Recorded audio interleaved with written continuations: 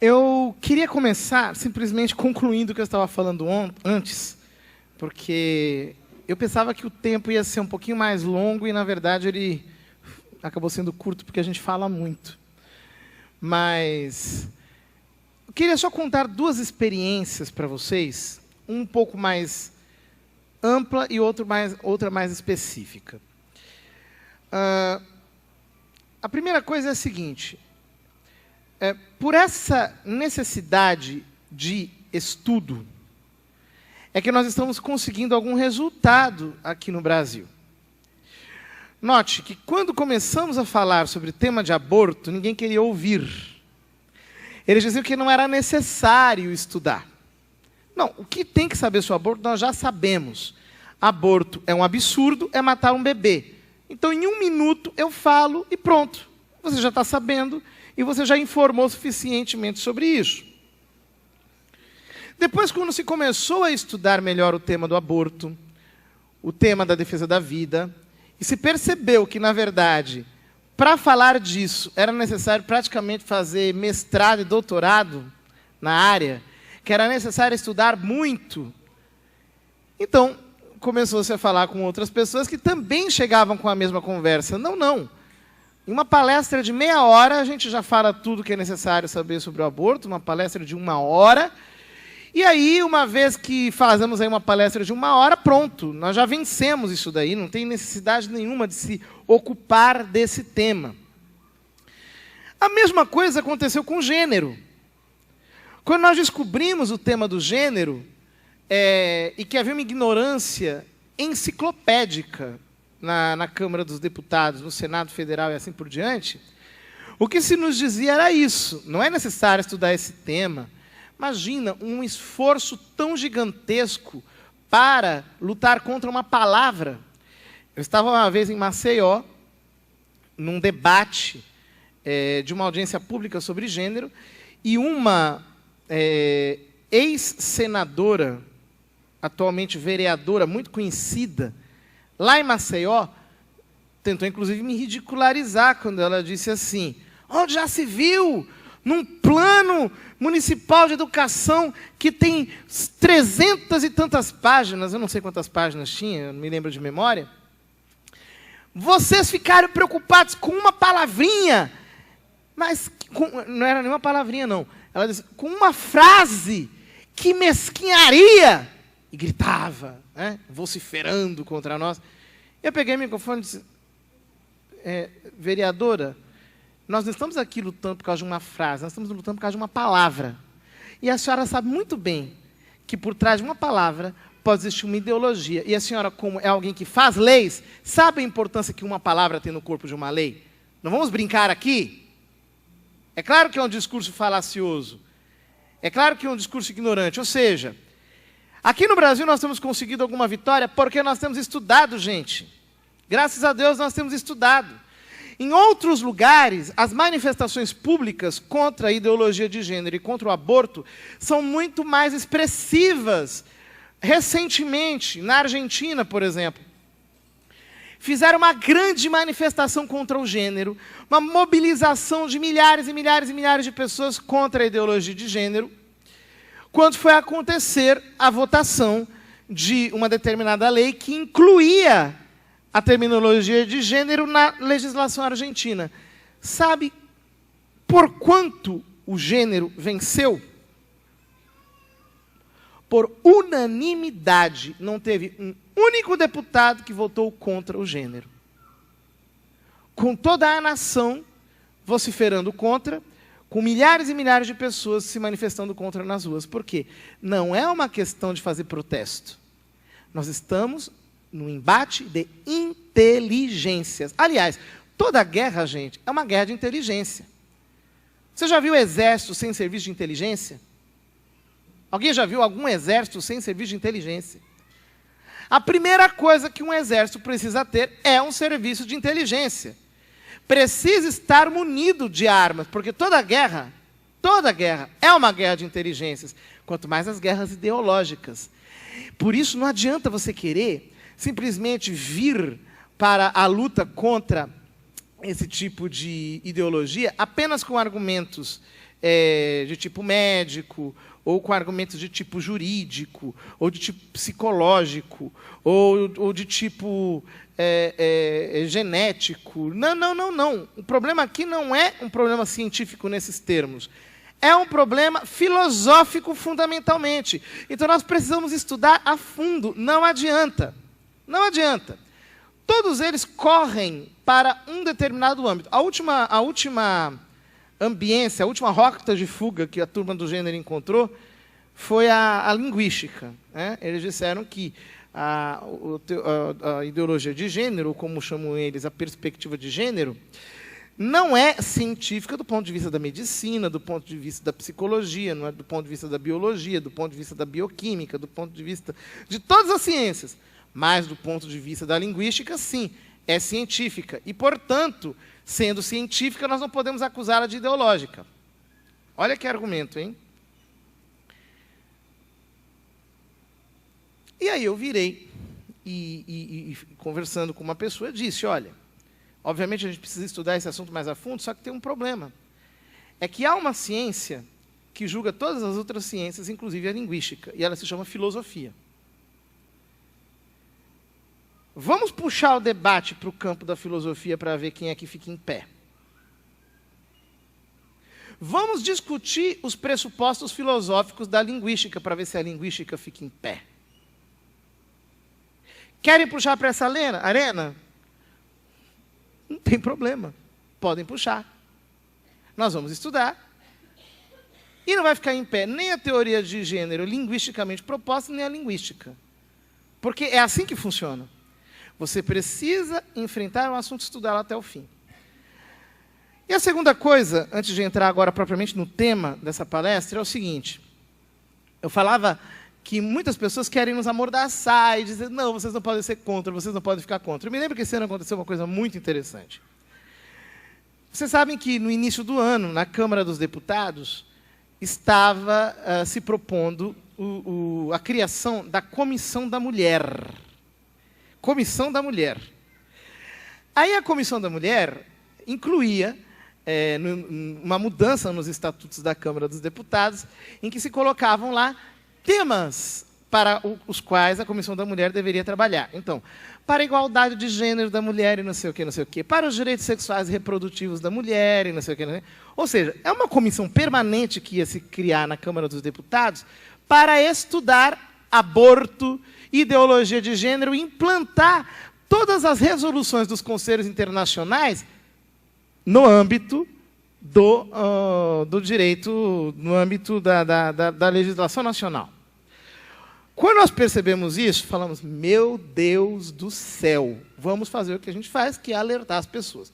Começamos a alertar as pessoas, muita gente começou a alertar as pessoas, e começou-se a haver uma reação do povo de ligar para a Câmara dos Deputados, pedindo para os deputados serem contra a Comissão da Mulher. Aí, as mesmas pessoas de sempre, que ficam o tempo todo nos criticando por fazer isso, disseram, não, mas isso não é correto, isso é absurdo, colocar os nossos deputados contra a Comissão da Mulher, nós vamos acabar prejudicando os nossos próprios deputados, é melhor aprovar a Comissão da Mulher como está, e colocar deputados bons na Comissão da Mulher para fazer um debate, um diálogo, e não sei o quê. A tática não é a tática correta, a estratégia é a palavra que se usou, né? Não é uma estratégia correta, a melhor estratégia é você ir pelo lado do bem, é pela via propositiva. Parem de atacar, porque isso politicamente é inviável. Ninguém vai criticar a Comissão da Mulher. Ninguém vai criticar a Comissão da Mulher. Ora, muitos de vocês ligaram para a Câmara dos Deputados para os deputados se posicionarem contra a Comissão da Mulher. Obviamente, muita gente estava trabalhando no Congresso Nacional para esclarecer aos deputados que era possível melhorar aquela Comissão da Mulher, mas diante do clamor da população, se eles não fizessem isso, ia ficar muito ruim. E as pessoas estavam manifestando aos deputados a consciência de que aquela comissão era uma comissão permanente para aborto e ideologia de gênero dentro da Câmara dos Deputados. Mas as pessoas continuaram criticando e dizendo, não, mas ninguém vai criticar. Vocês são malucos, isso é uma tática errada, uma estratégia completamente errada. Resultado. No dia da votação na Câmara, em que se votou exatamente o tema da Comissão da Mulher, houve um debate que começou, por exemplo, algo como às 14h, 15h, horário que começa a sessão, né, 3, 4 horas, e foi até às 2h30 da manhã. Um debate acirradíssimo, em que os nossos deputados católicos, outros deputados que não são católicos, mas são amigos, o que eles foram fazendo? Como é que é? Aqui? Ah, tá bom. É que eu gosto de andar, então isso vai me dando uma disposição para falar. Então, o que aconteceu?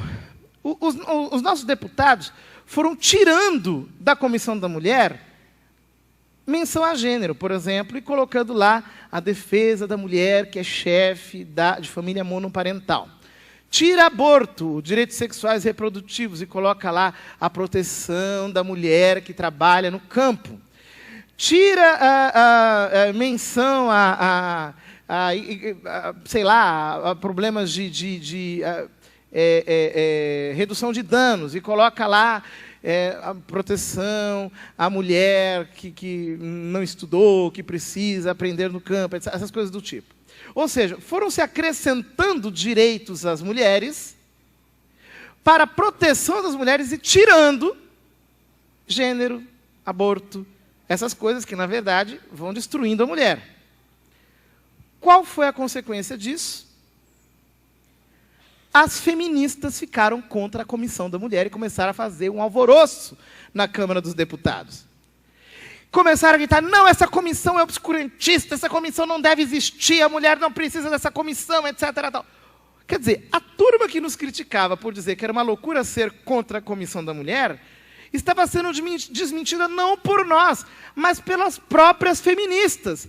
A tal ponto que um deputado foi à tribuna e disse, olha, está provado que essa comissão não é para defender a mulher coisa nenhuma. Vocês, na verdade, estavam querendo essa comissão para aprovar aborto, gênero e essas outras coisas. Está aprovado para todo mundo ver. Aí elas ficaram loucas, foram na presidência da Câmara, e elas iam perdendo assim, por 200, 300 a 100. 300 a 100, 300 a 100, até que hoje nós temos, de fato, uma Comissão da Mulher na Câmara dos Deputados. Essa Comissão da Mulher, estatutariamente, deve simplesmente proteger a mulher e, recentemente, promoveu um debate sobre gênero, com o objetivo explícito de desestigmatizar a palavra gênero, que tinha sido estigmatizada pelo movimento Pró Vida, Pró Família no Brasil inteiro. Resultado, fomos lá, Padre Paulo palestrou, doutora Liliana, outras pessoas, o professor Domênico, outros. Resultado, tinha também as feministas, que estavam defendendo gênero. Terminou o seminário, as deputadas feministas disseram, olha, nós entendemos que o único jeito de proteger a mulher nessa temática é ser contra a ideologia de gênero. E a gente se compromete a votar contra e não permitir que nenhum projeto desses passe aqui na Câmara dos Deputados. Vocês estão entendendo como que isso de apontar o erro, depois de estudar, obviamente, funciona? E é a única coisa que funciona, e que é exatamente porque há estudo, a contemplação da verdade, o apontamento do erro, é que a gente consegue ordenar todas as coisas, e aqui no Brasil está acontecendo esse muro de contenção, e se Deus quiser a coisa só tende a melhorar, basta a gente fazer a lição de casa.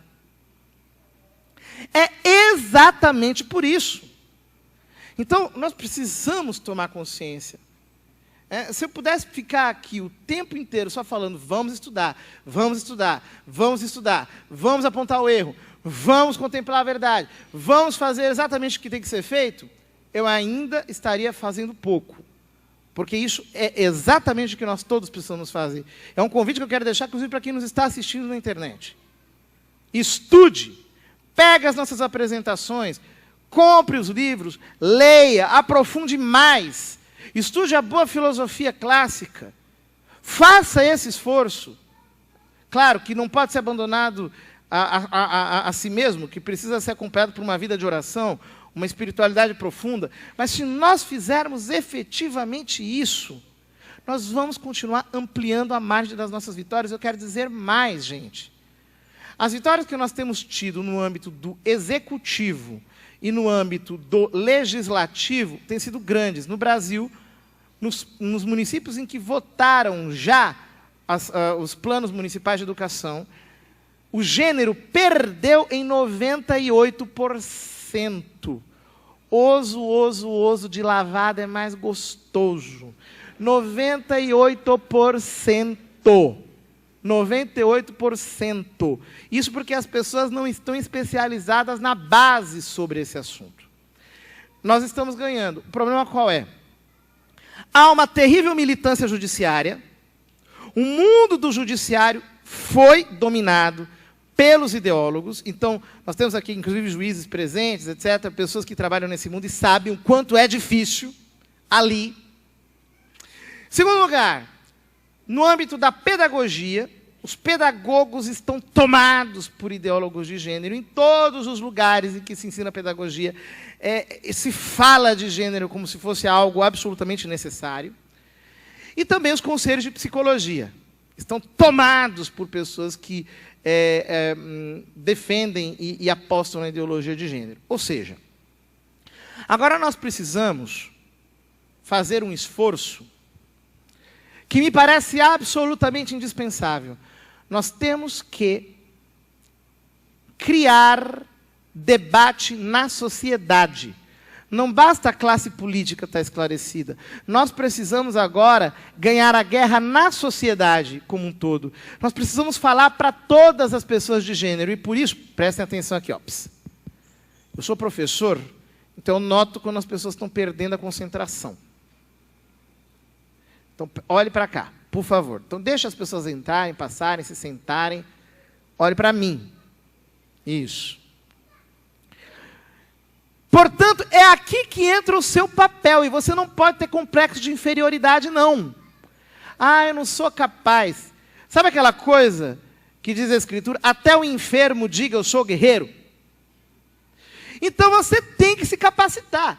Comece a estudar e vai falando, meu filho. Fale para os seus vizinhos, fale na sua sociedade de bairro, fale na sua comunidade, na sua paróquia. Junte os pais dos colégios dos seus filhos, converse com as pessoas, reproduza material, distribua em todos os lugares, sobretudo aquele documento chamado Agenda de Gênero, e aquela entrevistinha que eu fiz também, caindo no conto do gênero, para a Zenit.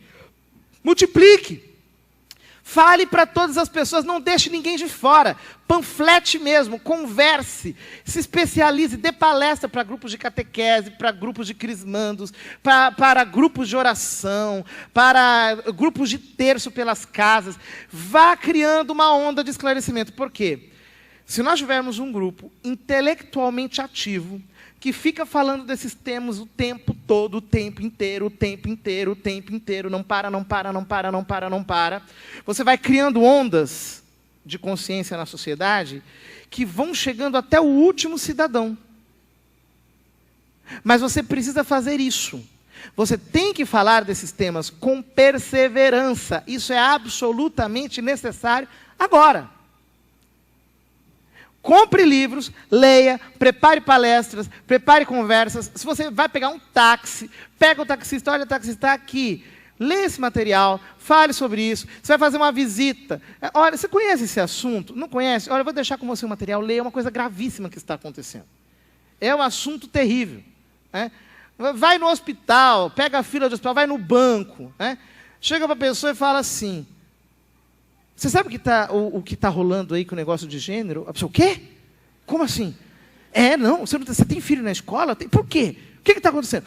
Você não está sabendo? Não estou. Olha, eu vou deixar o material com você. Faz alguma coisa, meu filho. Por favor. Olha, tem isso aqui, leia. É uma coisa seríssima. Fale com todas as pessoas que você conhece.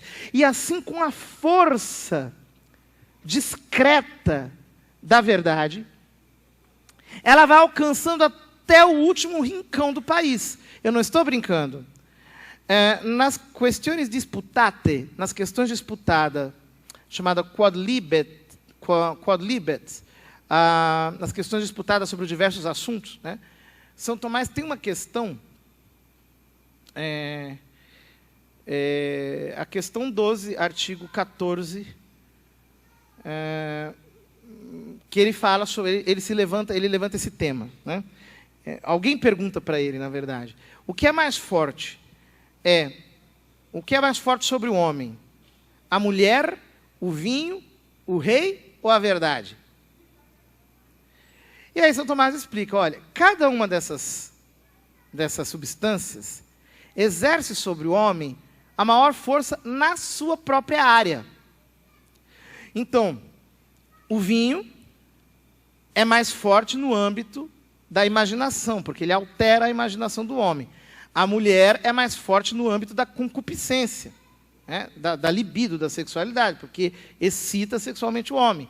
O rei, no âmbito do apetite irascível, porque ele dá agressividade, ele obriga o homem a agir, ele constrange o homem a fazer alguma coisa. Mas a verdade, ela é mais forte no âmbito da inteligência, porque ela convence o homem daquilo que é e daquilo que não é. Só que, como de todas as potências do homem, a inteligência é a mais forte, porque a inteligência domina a ira, domina a concupiscência e domina a imaginação, logo, a verdade é a maior força que domina sobre o homem, e é a força que domina sobre a história. A força que move o mundo é a força da verdade. Então, meu filho, creia profundamente nisso e comece a abrir a boca e falar. Estude e fale. Porque vocês vão entender já que essa exatamente é a metodologia que esses grupos pró-morte, esses grupos da cultura da morte, aplicam para fazerem o seu intento dar certo. Pois bem, ditas essas duas palavras introdutórias, que eu não poderia deixar de falar, vamos tentar aqui fazer uma síntese daquilo que a gente chama de cultura da morte. Não poderíamos ficar aqui falando horas sobre o assunto, porque é algo que a gente estuda bastante há um certo tempo. Então, graças a Deus, matéria para falar é o que não falta. Acontece o seguinte, que a gente precisa entender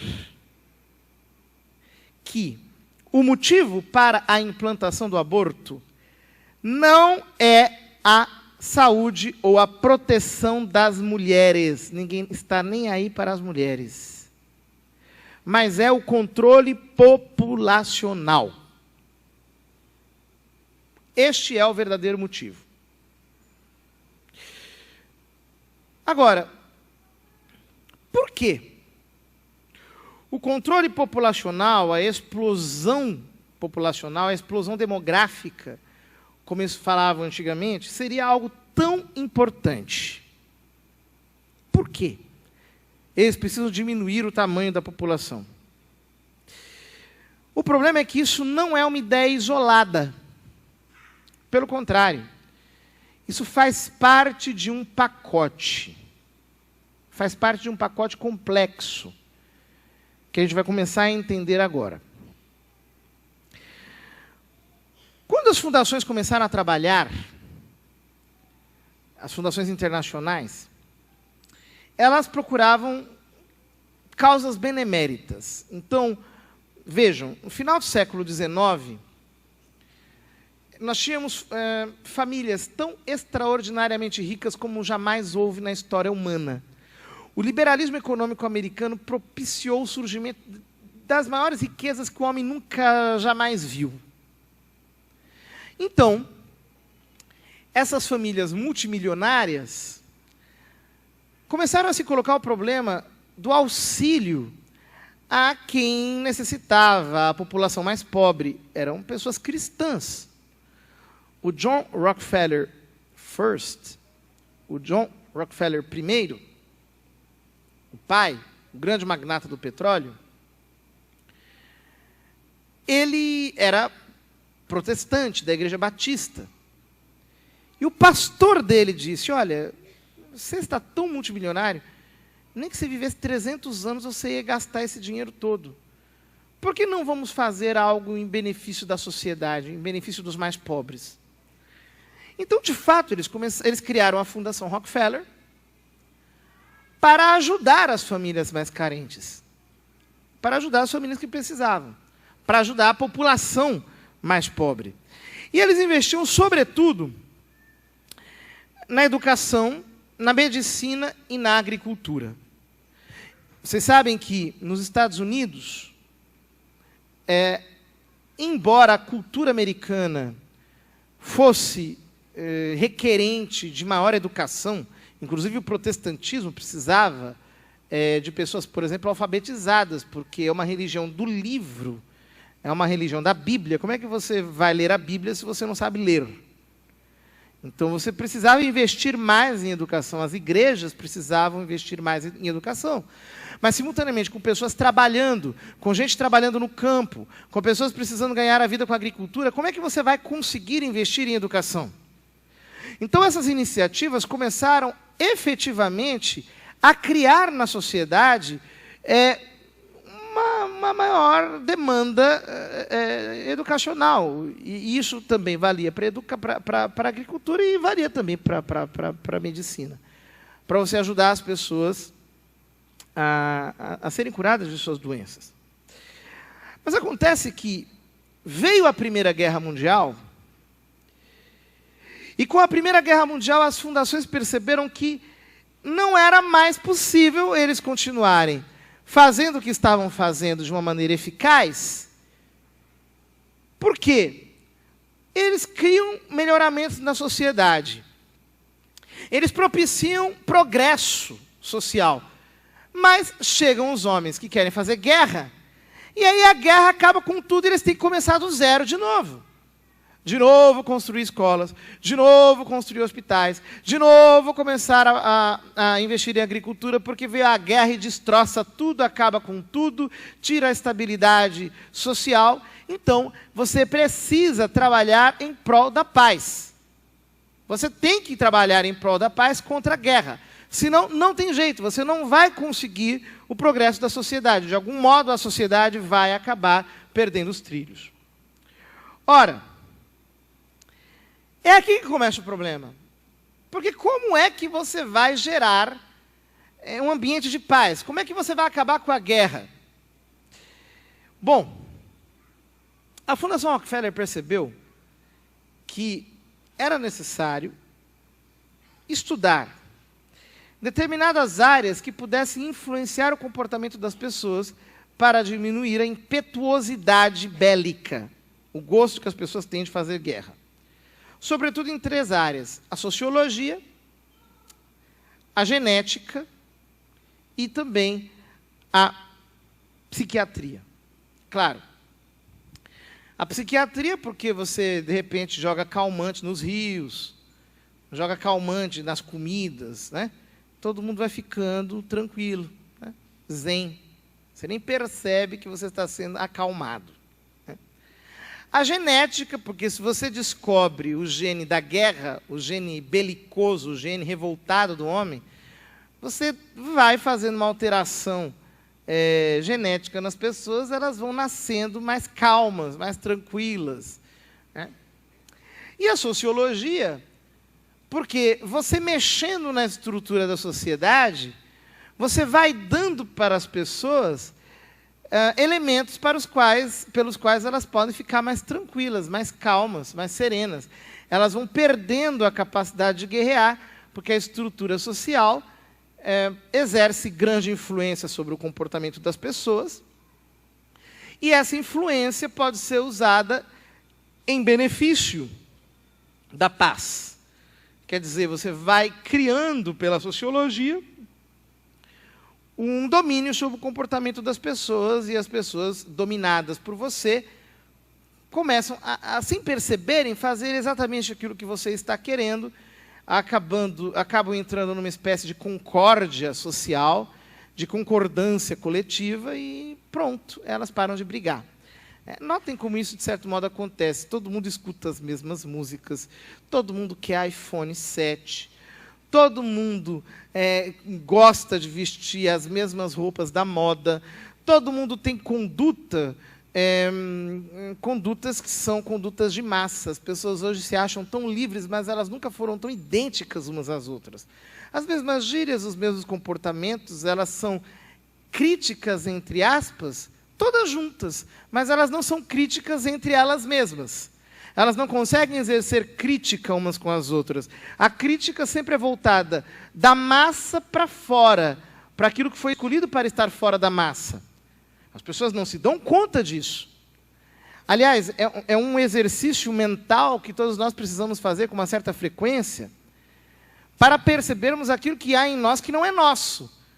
E se você fizer uma análise profunda e sincera, você vai se espantar com as adições que existem em você que não tem nada a ver com você, que não foram originadas da sua consciência.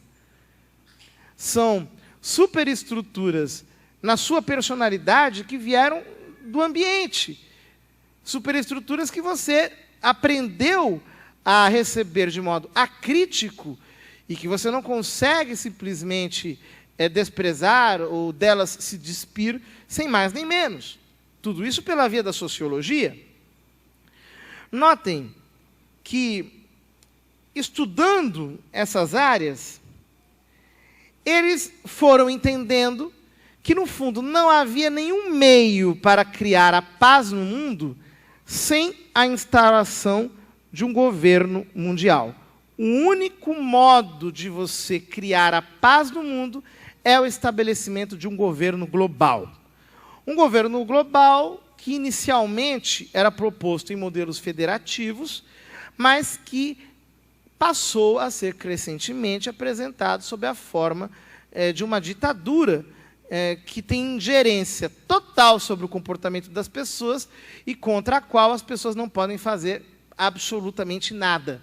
Elas ficam completamente passivas a esse tipo de domínio. Então eles perceberam que já havia uma fundação ocupada em criar um governo mundial.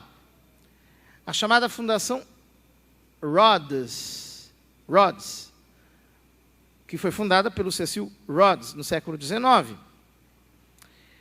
Ele queria criar um governo mundial, na época em que fundou essa iniciativa, sob o domínio do governo britânico. A coroa britânica seria, por assim dizer, a base do governo mundial. Na época isso fazia todo sentido, porque a Inglaterra era uma superpotência, ela era um país que possuía o maior número de colônias em África, também grupos pequenos nos Estados,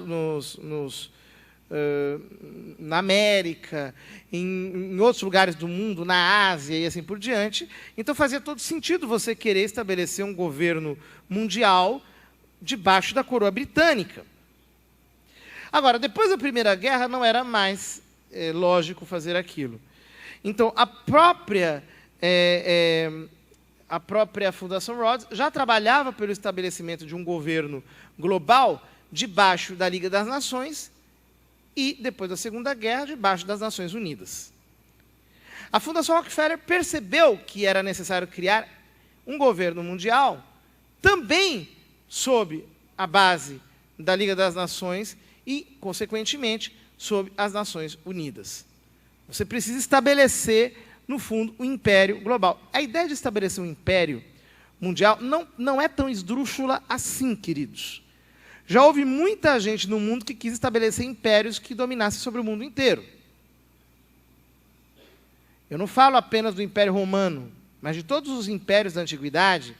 E, depois do advento do cristianismo, nós tivemos o Sacro Império Romano Germânico, que queria estabelecer novamente o governo sobre o mundo inteiro. Depois Napoleão quis a mesma coisa, no século XIX, estabelecer um governo mundial, um império mundial debaixo da coroa francesa. Atualmente, nós temos diversos grupos que querem estabelecer um governo mundial. Um deles é a Rússia, que também quer, através do projeto eurasiano, estabelecer um governo mundial. Essa ideia sempre corre na cabeça dos seres humanos. Não é uma ideia nova, não é uma ideia esdrúxula. É uma ideia que, inclusive, já foi concretizada diversas vezes na história. Pois bem, para acabar com as guerras, era necessário, pelo menos, que se atingissem 4 objetivos. Primeiro, abolir a soberania das nações. Com nações soberanas, você não pode ter um governo global. Segundo, estabelecer um governo mundial forte, para que as nações não se pudessem rebelar contra ele. Uma imagem interessante disso, ainda que caricatural, mas muito interessante, vocês podem ver nesse filme chamado Jogos Vorazes, e no livro também, né, em que você tem os distritos, que na linguagem do filme representam as nações que não possuem mais soberania, e não conseguem se rebelar contra a capital Panem. É algo parecido com isso. Você não consegue estabelecer um governo mundial com nações, mesmo que não sejam soberanas, mas que são fortes. Você tem que acabar com a unidade delas, inclusive. Você precisa acabar com a hegemonia cultural delas. É por isso que se inventou o multiculturalismo, hoje forte na Suécia, em alguns poucos países. Você tem que criar uma hegemonia nas culturas. Uma hegemonia não, uma homogeneização das culturas tão forte. Você tem que misturar as culturas de tal modo que você não tenha mais nenhuma cultura, nenhuma identidade, nada que identifique uma nação com o seu espírito nacional. Inclusive, aqui no Brasil, querem fazer isso, por exemplo, através das tribos indígenas. Existem projetos para você reconhecer no Brasil um sem fim de nações indígenas. E assim você acaba com a identidade nacional. Você tem que acabar com isso. Em terceiro lugar, o controle do comportamento humano através do controle da alteração da estrutura da sociedade. É pela via sociológica. Você precisa ir mexendo no comportamento das pessoas. Isso se faz através de testes mais ou menos sutis, que vão criando cada vez mais expectativa ou condutas irreflexas nas pessoas. Hoje em dia já não se fala mais tanto de doutrinação. Inclusive, existem pessoas que trabalham muito com projetos de lei que querem combater a doutrinação, por exemplo, nas escolas, a doutrinação nos ambientes. Isso, de certo modo, já ficou para o passado. Hoje em dia, não se quer mais trabalhar com a doutrinação, se quer trabalhar, sobretudo, com a indução de comportamentos pela via sociológica que não passam pela elaboração intelectual. Leiam um livro do Pascal Bernardin, chamado Maquiavel Pedagogo. Esse livro mostra as técnicas utilizadas para fazer isso. Por exemplo, você leva a pessoa a se trair diante de determinado estímulo sensorial, diante de determinado enredo, e ela muda de convicção sem passar pela doutrinação. Por exemplo, um garoto. Você pergunta para o garoto: o que você acha da relação sexual homossexual? Ele diz: eu sou contra, eu não gosto disso. Você não gosta disso? Mas você já experimentou para ver? Não, nunca experimentei. Uma menina. As pessoas têm feito isso com as meninas atualmente bastante, viu? O que você acha do lesbianismo? Eu não concordo. Mas você já beijou uma menina na boca alguma vez? Você já experimentou ficar com uma menina? Não, nunca. Então como é que você pode ser contra? Experimenta. Aí, se você realmente não gostar, você vai poder ser contra com experiência de cátedra, digamos assim. Aí vai a outra, fala assim: quer saber? Olha, eu acho que ela tem razão, deixa eu experimentar aqui um pouquinho. Experimenta. O que acontece? O senso da culpa é tão forte que a própria pessoa muda de convicção para não precisar dramatizar a traição interior que ela cometeu contra si mesma. Você faz a pessoa mudar de convicção pela via da indução. Vocês querem um exemplo disso? Há uns 2 anos atrás, eu cheguei na paróquia, eu tinha passado uns 20 dias de retiro. Aí, uma paroquiana me surpreendeu na porta da igreja, comigo paramentado, para celebrar missa. Ela disse: padre, tudo bem com o senhor? O senhor viu o beijo? Eu falei: beijo? Que beijo? Não, graças a Deus não vi nada. Ela falou: não, é que teve o primeiro beijo gay da novela. Eu falei: nossa, E como é que foi isso? Ah, foi lindo, padre. Olha, o autor foi bárbaro. Ele foi levando a novela de um jeito tão delicado, que inclusive as cenas de amor entre a irmã de um dos dois lá que se beijaram e o marido eram muito mais desrespeitosas do que o beijo gay. Foi uma coisa tão delicada, tão respeitosa, tão bem feita, que, olha, foi um momento de celebração. Eu fiquei assim, chocado. E virei para o seminarista que estava ao meu lado e disse: parabéns, você acabou de ter uma aula grátis sobre engenharia social.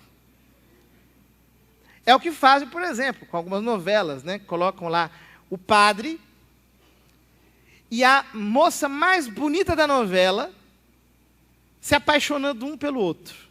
Aí mostra o padre chorando de amor pela moça de um lado, a moça chorando de amor, aquele amor proibido, aquela coisa, e músicas românticas, e olhares, e o padre celebra a missa, está celebrando o casamento, a moça está lá no fundo da igreja, ele olha assim, aí a moça olha para ele, fica aquela sofrimento, aquela agonia, de repente as senhorinhas apostoladas da oração estão todas torcendo para o padre ficar com a moça. Eu falei: mas minha filha, pelo amor de Deus, você não é contra o abandono do celibato, você não é contra aí o casamento dos padres? Ai, mas eu não sei, tadinhos. Deixa eles ficarem juntos. Por quê? Não é pela via da doutrinação. É pela via da indução comportamental. É pela via da sociologia. Eles vão te comovendo, eles vão mexendo com as suas imagens mentais, eles vão alterando os seus sentimentos, e eles vão fazendo você sentir exatamente aquilo que eles querem que você sinta. Ou me diga que se você entra numa sala escura, gigantesca, com cadeiras apertadas, onde você não tem muito o que fazer, sem luz, sem ar abundante para respirar, diante de uma tela gigantesca, com som alto, e de repente chegam estímulos rápidos que você não tem muito como reagir e como criticar. Você não está indefeso diante de alguém que quer alterar o seu comportamento. Por isso que o cinema é uma via para a alteração do comportamento das pessoas. De um modo muito delicado, eles vão testando como fazer isso. São testes. Quando o teste não dá certo, dão um passo atrás. Quando o teste dá certo, dão um passo à frente. E assim eles vão alterando as convicções e o comportamento das pessoas. Pois bem, eles foram percebendo que era necessário esse terceiro ponto, né, que é alterar o comportamento das pessoas. E por último, em quarto lugar, controlar o crescimento populacional, pois a inflação populacional acaba com o esquema de poder. É muito difícil você dominar as pessoas se elas continuam se procriando, se a população cresce, se você tem muita gente, não dá para dominar muita gente assim. Ora, em 1946, o John Rockefeller tentou alterar o estatuto da Fundação Rockefeller. Ele queria colocar como finalidade da Fundação Rockefeller, primeiro, alterar as relações internacionais. Segundo, fazer estudos sociológicos para entender como as estruturas sociais condicionam o comportamento humano. E, em terceiro lugar, preocupar-se com as políticas internas dos Estados Unidos. E ali, nesse tema, políticas internas dos Estados Unidos, se escondia o tema do crescimento populacional. Vocês sabem que foi mais ou menos nesse período, um pouquinho depois, que surgiu o famoso relatório Kissinger, do qual vocês já devem ter ouvido falar, em que eles diziam que as pessoas, praticamente todos os americanos, eram adúlteros, ou eram pedófilos, ou eram bissexuais, ou praticavam orgias, ou criavam ou tinham comportamentos escondidos, completamente prevaricantes.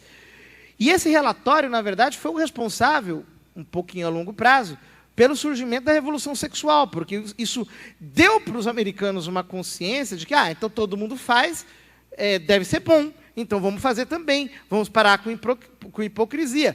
Foi aí que surgiu aquele grande slogan: faça amor, não faça guerra.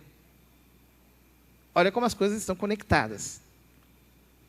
Você precisa, necessariamente, inserir aí o tema do crescimento populacional, alterar o comportamento sexual das pessoas. Bom, a Fundação Ford não aceitou a alteração dos estatutos. Mas acontece que 10 anos antes, em 1936, o Henry Ford tinha morrido. E ele deixou 80% da sua riqueza para a recém-fundada Fundação Ford. E apenas 20% da sua riqueza para a empresa Ford, a empresa de carros, a indústria automotiva. Então, percebam, a Ford até hoje foi para frente com 20% da riqueza do Henry Ford. 80% foi para a Fundação Ford, que passou então a ser a fundação mais rica do mundo. E é até hoje. Vocês imaginam quanto dinheiro essa gente tem? O oceano de dinheiro que essa gente tem. Em 1936, a Fundação Ford foi fundada e eles queriam criar os seus próprios estatutos. Pediram a ajuda do Rockefeller. O Rockefeller não conseguiu alterar os estatutos da Fundação Rockefeller, mas ele conseguiu influenciar nos estatutos da Fundação Ford. E foi exatamente aí que ele conseguiu colocar o que ele queria. Foi exatamente aí. A Fundação Ford ainda era pequena, mas era muito rica. Acabou aceitando as propostas do Rockefeller e você pode ver isso no próprio site da Fundação Ford. Está lá o primeiro relatório, chama-se Report of the Study for the Ford Foundation on Policy and Program.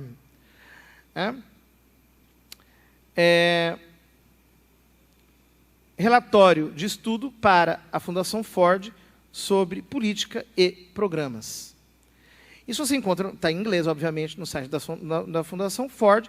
E se você for comigo na página 59 até a página 61, você vai encontrar isso que eu vou ler para vocês aqui. Prestem atenção, porque o texto é absolutamente importante. O comitê e seus conselheiros acreditam que a manutenção da paz depende, em grande parte, da vontade e da habilidade das nações em implementar e fortalecer as Nações Unidas, até o ponto onde esta organização venha a se tornar efetivamente a estrutura de uma nova ordem mundial, legal e jurídica. Antes, porém, que este objetivo possa ser plenamente alcançado, muitos problemas devem ser resolvidos dentro do quadro das Nações Unidas. Problemas que, no seu emaranhado e complexidade, parecem quase intransponíveis. No curso desta série de grandes tarefas, muitos conceitos tradicionais, tais como o da soberania das nações, deverão ser submetidos a plebiscito e redefinição. Ou seja, esse que é chamado de Geithner Report, porque o autor dele é o Rowan Geithner, o primeiro presidente da Ford Foundation. Esse relatório está dizendo que é preciso estabelecer uma nova ordem mundial, ou seja, um poder global, um governo mundial, que acabe com a soberania das nações. É exatamente disso que se trata. Ora, o problema do aborto não tem nada a ver com a defesa das mulheres. E tem muito mais aí do que simplesmente defender a vida das crianças. Nós precisamos abrir um pouco os nossos horizontes. Senão nós não vamos sair da síntese confusa que eu mencionava no início da nossa exposição.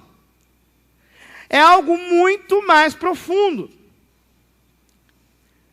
Então, eles começaram a trabalhar para gerar a cultura da morte. Notem que, em 1953, foi fundado o Conselho Populacional, Population Council, com 27 especialistas. Entre eles, um sociólogo, do qual eu vou falar daqui a pouco, que é o Kingsley Davis. Todo mundo que já me ouviu falar, vê que eu falo bastante dele. Notem, em 1953, começou a cultura da morte. Ela tem data de início. Ela não nasceu espontaneamente, como muitas pessoas pensam. Ela não surgiu como um fruto da história, como algo que foi acontecendo, uma espécie de sinais dos tempos. Ela tem data de nascimento. Começou quando foi fundado o Conselho Populacional. Eles começaram a criar clínicas de esterilização, clínicas para implantação de dispositivos intrauterinos, o DIU.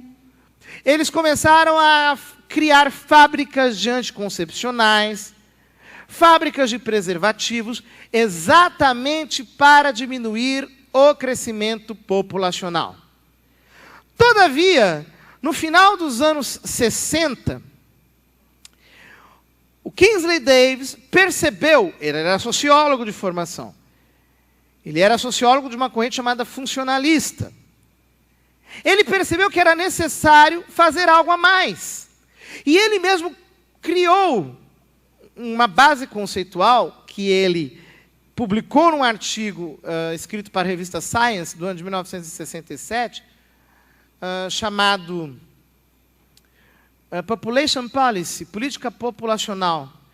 Will current programs succeed? Os programas atuais terão sucesso? Em que ele mostrou exatamente o que estava faltando. Não basta você criar clínicas de aborto, como depois eles começaram a fazer, porque perceberam que não bastava de concepcionar, precisavam também de aborto. E aí eles começaram a financiar o aborto nos países em que o aborto era permitido, criando, fundando, financiando clínicas de aborto, e nos países em que o aborto não era permitido, financiando o aborto clandestino. É a mesma base de financiamento, minha gente. Todas essas pessoas que chegam dizendo assim, temos que legalizar o aborto no Brasil porque é um absurdo que hajam essas clínicas clandestinas de aborto. Concluo eu, financiadas por vocês mesmos, seus hipócritas. Todos eles são os mesmos que financiam as clínicas de aborto. E que depois vão denunciar o aborto clandestino que eles criaram como ferramenta para o inflacionamento do aborto, a fim de que criem-se ferramentas legais para a implantação do aborto legal. É exatamente assim o modo de procedimento. Mas eles perceberam que não bastava fazer isso, porque as mulheres queriam ter filhos, as mulheres queriam ser mães, os casais queriam ter filhos. Então, Kingsley Davis mostrou que você, na verdade, precisa afetar a motivação das pessoas terem filhos. Você tem que afetar a motivação. E nesse artigo, ele deixou muito claro que desmotivar as mulheres a terem filhos era exatamente a prioridade. O que ele disse? Prestem atenção que o texto do Kingsley Davis é bastante eloquente. Diz ele: mudanças suficientemente básicas para afetar a motivação de ter filhos seriam, primeiro, mudanças na estrutura da família, no papel das mulheres e nas normas sexuais. É claro, mudanças, por exemplo, no papel das mulheres, é simples, basta você socialmente apresentar a mãe, a dona de casa, como um contra-exemplo. Então você pega e coloca a executiva, a mulher solteira, aquela que não tem filhos, a mulher independente como a mais realizada de todas. Ela fala 8 línguas, viaja pelo Brasil e pelo mundo inteiro, se relaciona com quem ela quer, é sempre fashion, sempre na moda, magra, maravilhosa, com cabelo produzido, sempre perfeita, faz exatamente aquilo que ele quer, ninguém lhe diz aquilo que ela deve fazer, ela é tudo de bom que uma mulher quer ter, uma mulher emancipada, uma mulher empoderada. Do outro lado, você tem a mãe de família. E aí você coloca como protótipo dela, por exemplo, uma dona Florinda, de bobe na cabeça, de avental, todo sujo de ovo, toda descuidada, cheia de sardas na cara, desmaquiada por definição, abandonada por todos. E aí você diz, olha, o que você quer ser? Você quer ser uma mãe de família e dona de casa ou você quer ser uma executiva maravilhosa? Você altera o modo como apresenta o papel das mulheres. E você consegue isso na medida em que, através da sociedade como um todo, você vai gerando esse tipo de demanda. E depois ele afirma aqui, continua o Davis, olha, é óbvio que, se deve prevenir o crescimento excessivo da população, será necessário impor, de algum modo, limites à família. Entretanto, devido ao fato de que os cargos familiares são reforçados pelos sistemas de recompensas, castigos, sentimentos e normas da sociedade, claro, por exemplo, uma pessoa que não casa, ela, de certo modo, é punida pela sociedade. Poxa, não casou, está apenas junta, amaziada, emancebada. Poxa vida, coisa feia, vai se casar. Embora ela não vai ser posta na cadeia por isso, ela, de algum modo, é punida pela sociedade. Alguém que se relaciona com todo mundo, que tem parceiros sexuais múltiplos, acaba sendo punido socialmente. Não é punido juridicamente, mas a sociedade acaba segregando tais pessoas do convívio. Elas acabam se tornando um pouco corpos estranhos. Continua o Davis. Qualquer proposta de se diminuir a posição da família é vista como uma ameaça, tanto pelos conservadores quanto pelos liberais.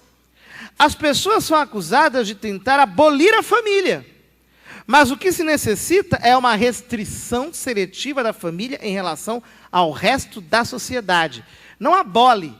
O que você faz é restringir. Deixa a família cada vez mais acuada, sem importância. A mulher tem um filho, entrega para a creche.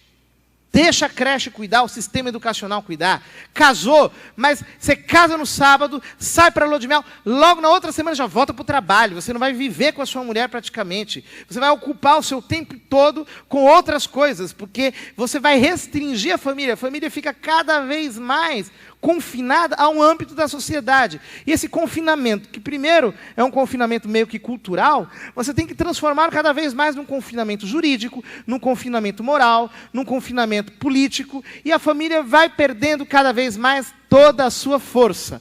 Não pode ter força alguma. Só que para levar esse objetivo a cabo, o Kingsley Davis aponta um método para utilizar. Qual é um método para você desconstruir a família? Prestem atenção nessa frase do Kingsley Davis.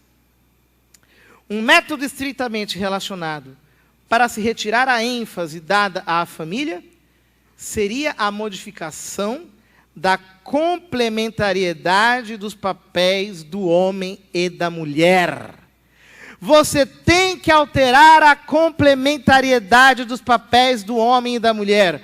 Ele estava falando de diminuir o número da população. Diminuir o número da população, você precisa afetar a motivação que as pessoas têm de ter filhos.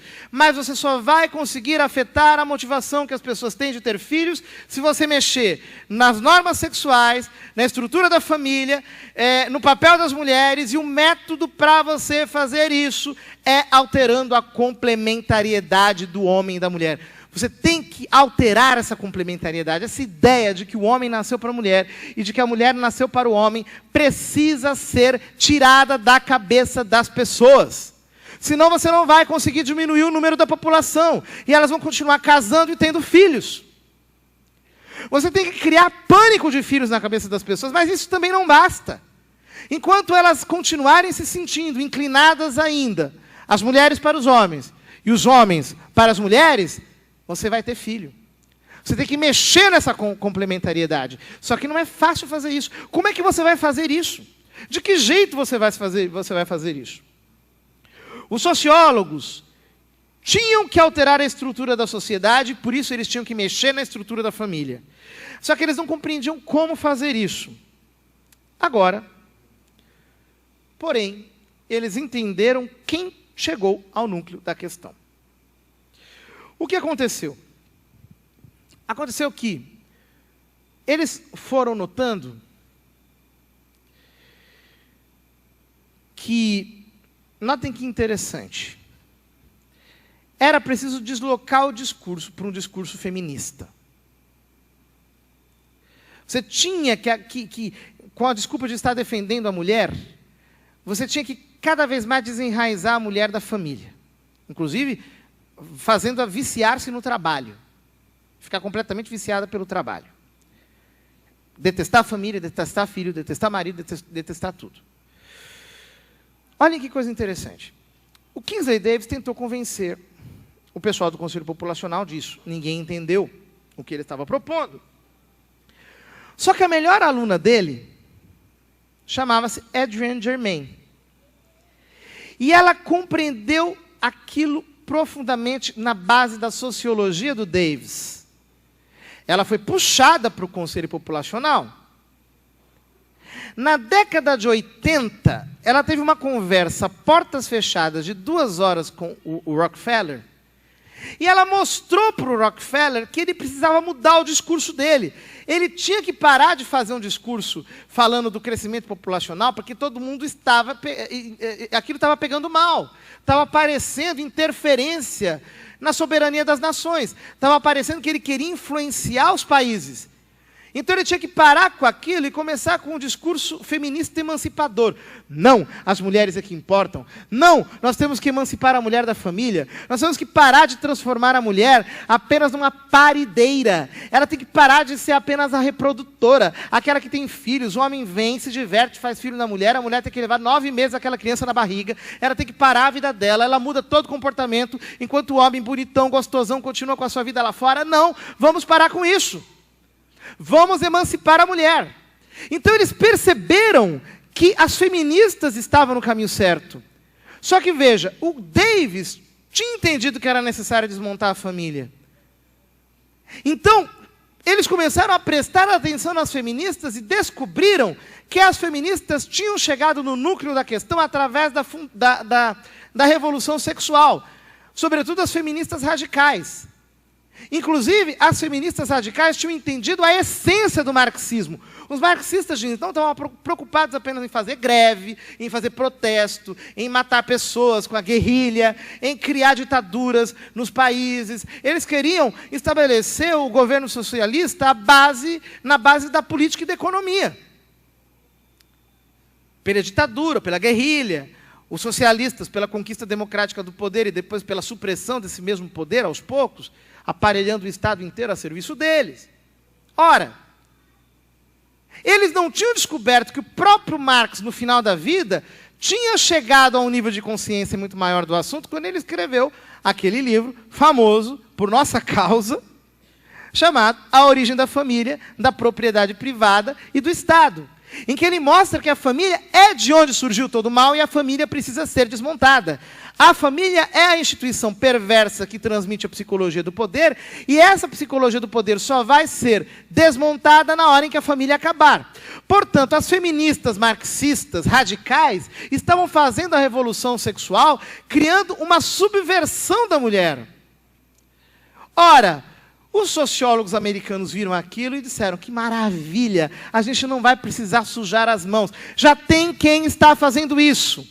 Nós queremos rebaixar o crescimento populacional. Para isso precisamos desmontar a família. Mas já tem quem está desmontando a família pela via do feminismo. Vamos investir nelas. Vamos investir nelas, vamos jogar dinheiro nelas, vamos fazer com que elas trabalhem para nós. Ora, elas sim tinham entendido o pensamento do Marx. E começaram a explicar que a mulher estava oprimida pela família e precisavam se emancipar da família. A mulher precisa se emancipar da família. A mulher tem que deixar de se submeter a essa luta de classes com os homens. Ela tem que se emancipar da família. Note, nos anos 90 apareceu a Judith Butler, que mostrou que a mulher não tem que se emancipar da família. A mulher tem que se emancipar da mulher mesmo. ela tem que se emancipar da sua própria identidade feminina. E ela vai conseguir se emancipar da sua própria identidade feminina pela ideologia de gênero. É apenas pela ideologia de gênero que ela vai conseguir se emancipar da sua identidade. Ela vai deixar de ser mulher. Porque mulher não existe, fundamentalmente, para a ideologia de gênero. Toda essa turma que diz que nós temos 30, 40, 50 gêneros, 70, 1.500 gêneros. Não, querido, você está desatualizado. Leia a Judith Butler. Não existe identidade de gênero propriamente. O gênero é fluido. Ninguém tem identidade. A identidade é fugidia, escapa de você. Ela está para além de você. A mulher não precisa se emancipar da família. Porque foram os machos que criaram o conceito de mulher. Criaram esse conceito para a mulher ser dominada. Para a mulher ser sempre aquilo que a Simone de Beauvoir chamava de o segundo sexo. Então não tem jeito, a mulher precisa parar de recitar esse personagem feminino. E precisa também convencer o homem de parar de representar o personagem masculino. Não existe mulher e homem, é o gênero que existe. E o gênero é uma identidade completamente variável, que não tem estabilidade, que não tem nenhum tipo de fixação. Portanto, conseguiu-se, com a ideologia de gênero, a ferramenta que o Kingsley Davis queria para viabilizar um projeto megalomaníaco, maluco, de domínio mundial, contra o qual ninguém poderá reagir, contra o qual ninguém poderá fazer guerra. É exatamente isso que está por trás. Ironicamente, os metacapitalistas são as mentes mais brilhantes da esquerda. Os socialistas estão pensando com o cérebro dos metacapitalistas. Eles não percebem isso. Gênero e aborto estão no mesmo pacote. Um pacote que teria envergonhado os maiores ditadores de todos os tempos. Nunca passou pela cabeça de um Gengis Khan, de um Napoleão Bonaparte, de um Júlio César dominar o comportamento das pessoas a esse ponto. Nunca passou pela cabeça do Hitler dominar a cabeça das pessoas desse ponto. Mussolini teria síncopes cardíacas de imaginar que alguém desse um poder para ele que chegasse a esse ponto. Eles chamam a nós de fascistas. Não, fascistas são eles. Ditadores são eles. Imperialistas são eles. E as feministas não percebem que, na verdade, elas estão seguindo a cabeça dos machos que querem que elas pensem isso. Elas são escravas. Elas são completamente idiotizadas, não importa quantos PhDs elas tenham, são estúpidas. Não entendem o alcance do problema. Agora, num dos seus relatórios, a Ford explica como você faz para chegar a esse resultado. O relatório chama-se Reproductive Health, a Strategy for the os anos 90, né?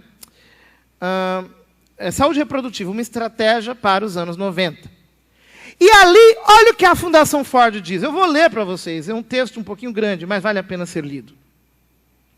Ele diz o seguinte, eu não vou ler o começo não, porque é muito, muito grande. Então ele diz assim, na década de 50 e 60, as fundações começaram a financiar os estudos para a diminuição da população. Na década de 70, as fundações conseguiram colonizar a ONU, a Organização das Nações Unidas. E na ONU, as fundações começaram a empoderar os países de tal modo que nos anos 80, todos os países do mundo começaram a introduzir aborto, gênero. Gênero ainda não estava muito desenvolvido, mas o aborto nos anos 80 começou a ser introduzido por praticamente todos os países. Então, notem. 50, 60, as fundações começaram a produzir os materiais. 70, se empoderaram a ONU. passaram a colonizar a ONU. A ONU, na verdade, é a Organização das Nações Unidas, mais ou menos. É a Organização das Nações Unidas e das fundações internacionais que querem dominar as Nações Unidas. Né? Porque as fundações é que fazem um trabalho imenso de influência sobre os países através da ONU. E aí, diz o relatório da Fundação Ford sobre saúde reprodutiva. Nos anos 80, um entendimento mais profundo das complexidades do processo pelo qual as pessoas tomam decisões reprodutivas e destas consequências para toda a família começou a mudar o esquema conceitual a partir dos quais as políticas populacionais eram discutidas. Então, precisamos mexer nas decisões reprodutivas. O reconhecimento de uma discriminação histórica contra as mulheres em muitos aspectos de suas vidas conduziu a um entendimento mais amplo de que o status das mulheres é um fator-chave na sua capacidade e motivação de controlar sua fertilidade. Então, veja bem, não estamos interessados nas mulheres, estamos interessados nas mulheres enquanto elas controlam a sua fertilidade. Apenas enquanto elas controlam a sua fertilidade. Continua mais abaixo. Embora a Fundação esteja convencida de que o modo melhor e o mais efetivo de abordar as questões populacionais seja através do foco sobre as mulheres, ela também está consciente de que as mulheres podem ser vistas como um meio de alcançar um fim. É a Ford que está dizendo isso. Continua. Propomos 3 objetivos específicos para o trabalho da Fundação em Saúde Reprodutiva. 3 objetivos. Prestem atenção, porque isso aqui é a metodologia que as fundações seguem. Primeiro, desenvolver um esquema conceitual abrangente socioeconômico, legal e biomédico para a saúde reprodutiva, intensificando a pesquisa em ciência social e sua utilização na formulação de políticas e no projeto de serviços. Então, primeira coisa, os sociólogos vão estudar de que jeito você vai alterar a conduta das pessoas. B. Empoderar as mulheres para melhor entender, articular e atuar suas próprias necessidades de saúde reprodutiva nos níveis familiar, comunitário e político. Então, os sociólogos criam o discurso. As mulheres reproduzem os discursos delas? Não, elas reproduzem os discursos dos sociólogos, que elas desconhecem, elas não sabem quem são. Elas são empoderadas com esse discurso artificial.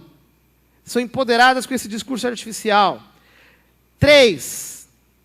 Promover o debate público e promover a consciência pública sobre saúde reprodutiva e temas populacionais, incluindo o desenvolvimento de esquemas conceituais éticos e legais em diferentes sociedades, com a finalidade de implementar políticas e serviços.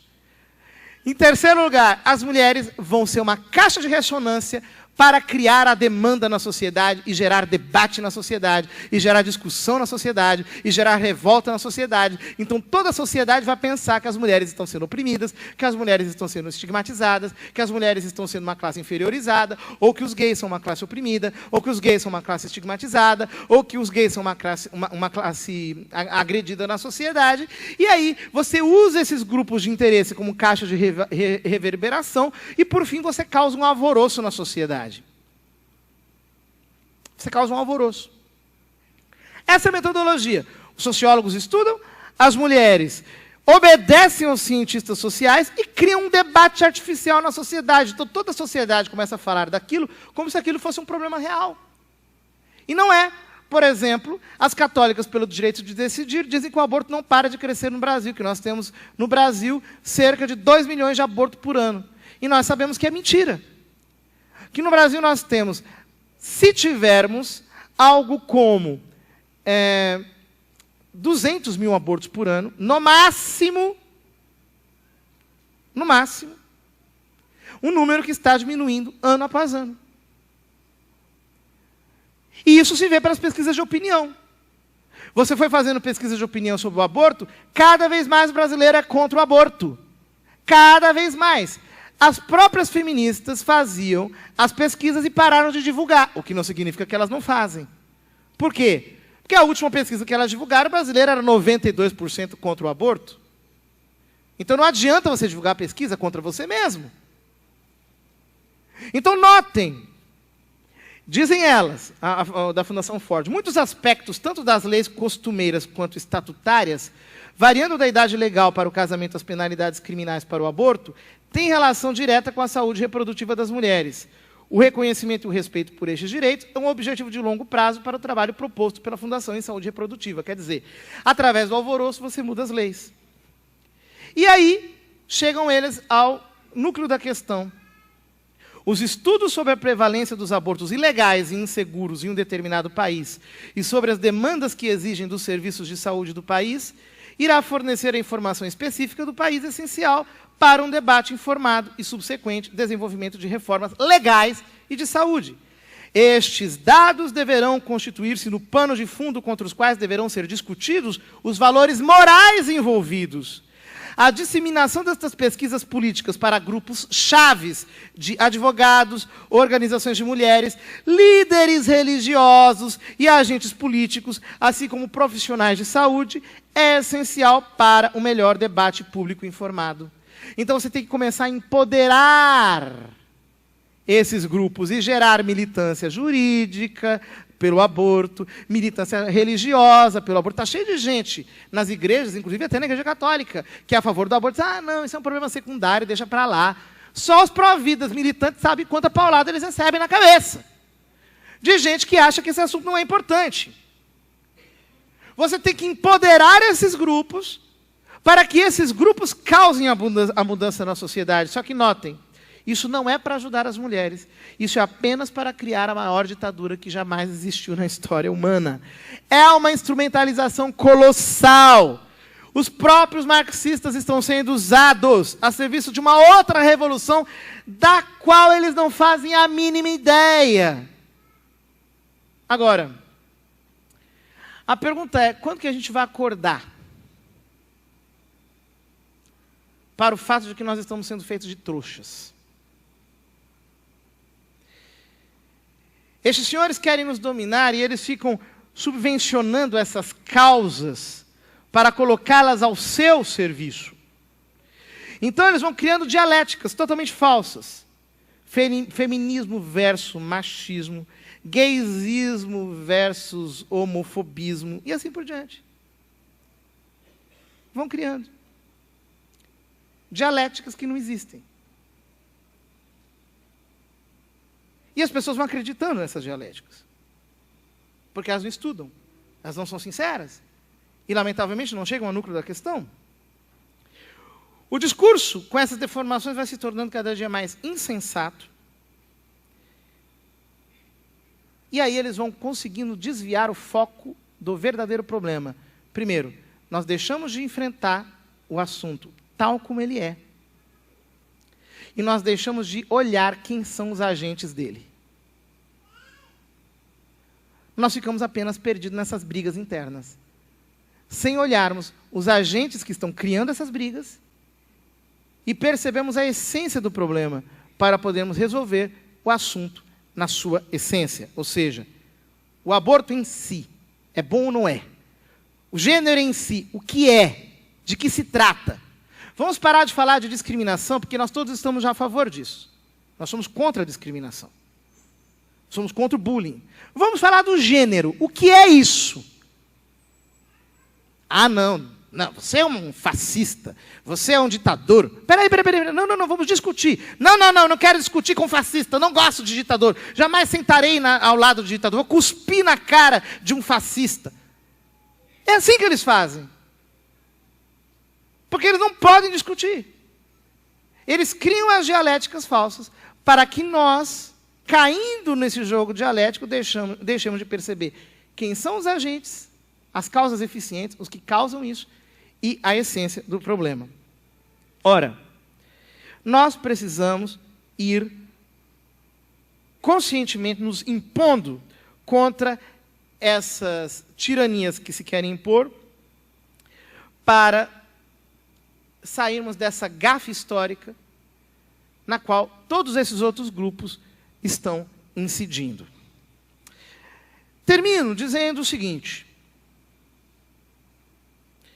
Eles querem criar uma coisa que é absolutamente impossível. Absolutamente impossível. Que é um governo mundial com base nessas coisas.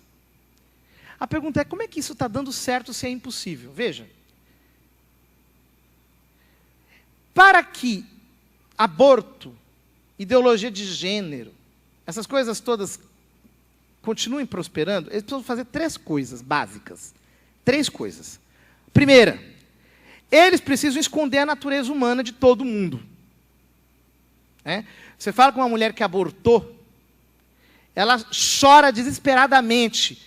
Aí você fala, minha filha, quando é que você fez esse aborto? Foi ontem? Não, já tem 30 anos. Porque o trauma não desaparece da alma delas. Elas têm que ficar se confessando, quem é padre sabe disso. Que elas ficam se confessando 1, 2, 3, 4 vezes, tem que voltar ao tema, porque não conseguem sentir que aquilo saiu delas. Tão profundo é o trauma. Qualquer um que trabalha com o Ministério de Cura Interior sabe disso. Gênero, a mesma coisa. Por mais que você queira admitir performances de gênero desse tipo, você vai ter pessoas deprimidas, que precisam se tratar. Veja o testemunho que deu o Alea T, filho do Toninho Cerezo, dizendo, depois da cirurgia de mudança de sexo, eu não aconselho isso a ninguém, isso é uma bobagem, eu jamais serei uma mulher, eu não me sinto, não é isso, não é verdade. Por quê? Você não consegue alterar isso. A natureza humana não tem como você esconder. Segundo lugar, eles precisam esconder todos os dados de todas as ciências. Já dominaram boa parte da comunidade científica. Mas não dá para você esconder tudo. Como é que você vai esconder a genética, por exemplo? Porque não tem de gênero. Não existe isso. Como é que você vai alterar, por exemplo, os padrões psicológicos? Esses científicos, não tem como. Você faz você morre carbonizado, Deus o livre. A pessoa, para saber que você é homem ou mulher, basta pegar uma célula, porque a identidade sexual está impressa em cada célula do seu corpo. Nada em você deixa de ser masculino ou feminino. Não tem como esconder os dados das ciências. E a terceira coisa que eles precisam fazer é calar a Igreja Católica. É destruir, calar, silenciar, emudecer a Igreja Católica. Fazer a Igreja Católica se tornar cada vez mais... não, deixa para lá, é bobagem, vamos parar de falar disso. Vamos falar do amor. Para utilizar um sotaque característico da Rede Globo de televisão. Vamos falar do amor.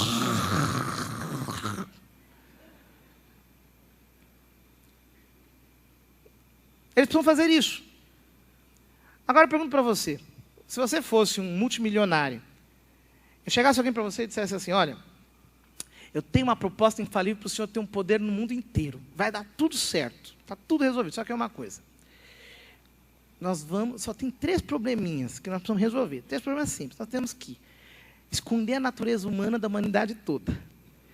Temos que esconder todos os dados de todas as ciências que se produziram até hoje. E, por último, temos que destruir a Igreja Católica. Muita gente tentou, entra para a fila que vamos ver se você consegue. Você toparia?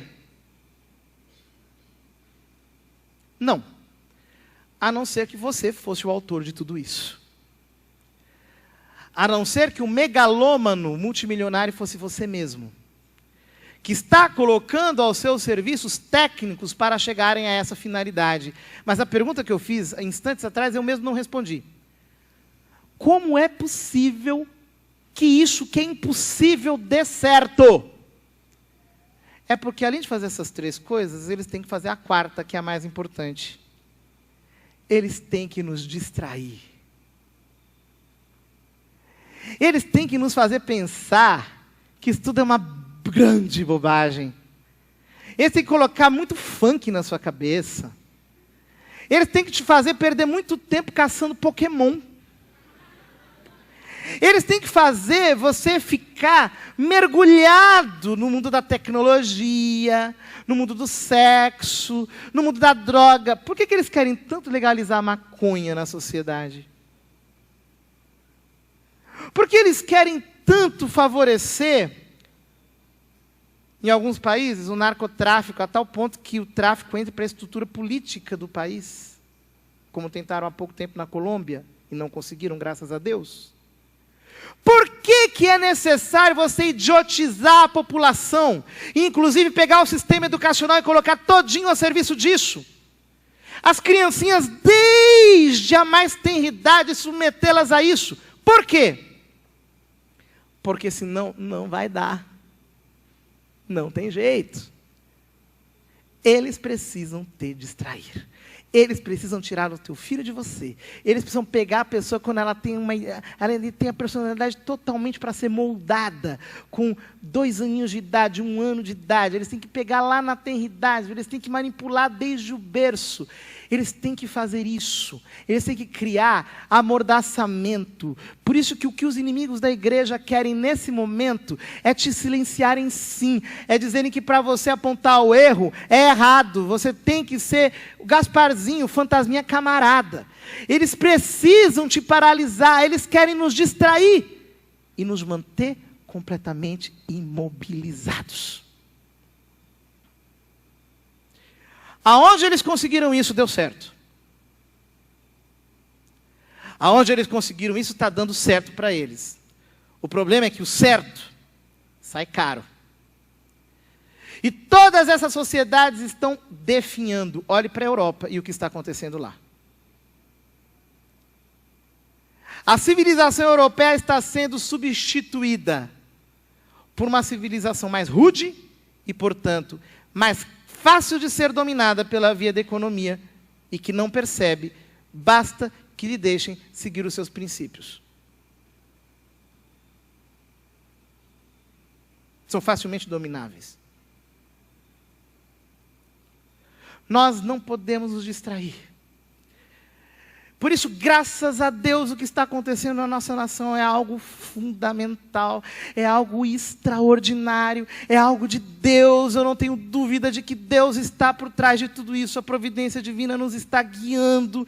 Deus, através do seu Espírito, está ilustrando o nosso entendimento. Ele está dando forças, Ele está nos capacitando para entrarmos cada vez mais conscientemente nessa luta. E nós não podemos depor as armas e regredir.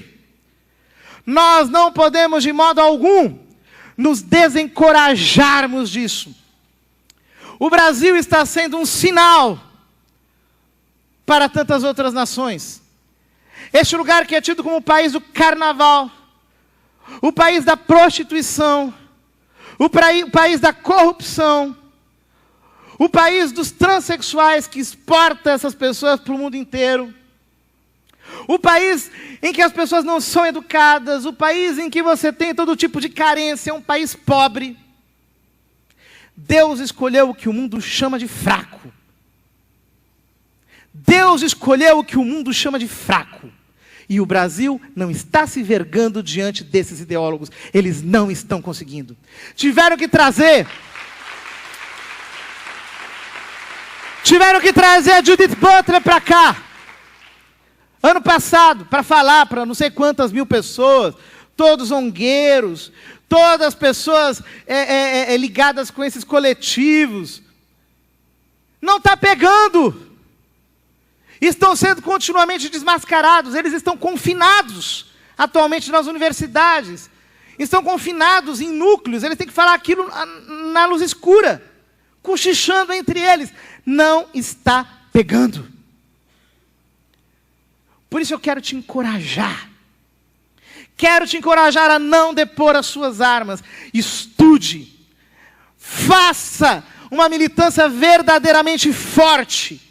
Junte pessoas na sua cidade. Crie grupos cada vez mais fortes nos lugares em que você está. Não se intimide, sem complexos. Nós precisamos levantar a nossa cabeça com cada vez mais força. Porque Deus está do nosso lado. E não adianta as pessoas chegarem com esse discurso derrotista, não. Dizendo que Jesus está voltando, o mundo está acabando, vamos entrar agora na onda da expectativa. Que o anticristo está às portas. Meu filho, lê a Bíblia. Em Apocalipse 12, se descreve a última de todas as batalhas da igreja. Quando o diabo se levanta contra a igreja, representado na figura de Nossa Senhora, E ele vem como um dragão poderoso, 7 cabeças, 10 chifres, como um império político, um império que parece que ninguém vai conseguir resistir, e do outro lado você tem uma mulher frágil, uma mulher em dores de parto. Ela dá à luz ao seu filho, Deus o arrebata. É o mistério da ascensão de Jesus. Depois, a mulher recebe de Deus, perseguida pelo dragão, 2 asas de águia. Para mim representa o batismo no Espírito Santo. E a asa de águia, porque o Espírito Santo vem como a águia que ataca a cobra. Ele vem para lutar, levantando um exército de guerreiros. E a mulher foge para o deserto, que representa a vida de oração, que representa a vida contemplativa, que representa a solidão com Deus. E a mulher lá no deserto é alimentada por Deus. Quando o diabo descobre que a mulher está no deserto, ele vem para o deserto para vomitar um rio contra a mulher. Esse rio, diz por exemplo São Ruperto, que nascendo da boca representa uma falsa doutrina. Parece que a igreja vai ser submergida por uma falsa doutrina. Parece que a igreja vai ser sepultada por uma falsa doutrina. Parece que a igreja não tem mais o que fazer. Inclusive o relato do Apocalipse diz que Deus do alto do céu não faz nada. As estrelas não fazem nada, os anjos não fazem nada, o sol não faz nada, a lua não faz nada, ninguém faz nada para defender a mulher. E quando parece que a mulher vai ser submergida, quando parece que ela vai ser completamente atacada, quando parece que ela vai ser destruída e que não tem mais o que fazer, de repente, a terra abre a boca e engole o rio que o dragão vomitou contra a igreja. O ataque mais sutil é a água que é vômito, é a mentira que parece verdade. A terra abrirá a boca para defender a igreja. O mundo dirá que a igreja sempre teve razão. Todos esses que hoje falam contra a igreja, todas essas humilhações que você tem que passar na sua universidade, na sua escola com seus colegas de trabalho, em todos os ambientes que você vai, que as pessoas dizem que você é obscurantista, que você é do passado, que você é um autoritário, que você é de uma religião fascista, uma religião assassina, todos estes um dia olharão e dirão: a igreja sempre teve razão. E o Apocalipse termina no seu capítulo 12 dizendo que, não tendo mais o que fazer, o dragão foi para a areia das praias do mar. Areia é terra estéril. Lá não nasce nada. A igreja vencerá todos os ataques. E também vencerá este último ataque. A igreja sempre é vitoriosa. A igreja vencerá, as famílias vencerão. Você que é pró-vida vencerá. Nós vamos ganhar essa batalha. E eu tenho certeza em meu espírito. Tudo isso vem de Deus. Assim diz o Senhor: eu levanto no Brasil um povo para me servir, e lhe dou as armas em suas mãos para que combatam e vençam. Eu mesmo levanto um povo nessa nação e tomo essa nação em minha mão para que vença e para que seja um instrumento para a conversão de todas as outras nações da terra. Eu levanto o fraco Brasil, aquele que sempre foi desprezado por todos, para que restaure os altares das famílias da terra. Eu usarei o Brasil como instrumento de louvor na terra. E vocês podem abrir os olhos e ver aquilo que a minha mão está fazendo nessa nação. Eis o que diz o Senhor.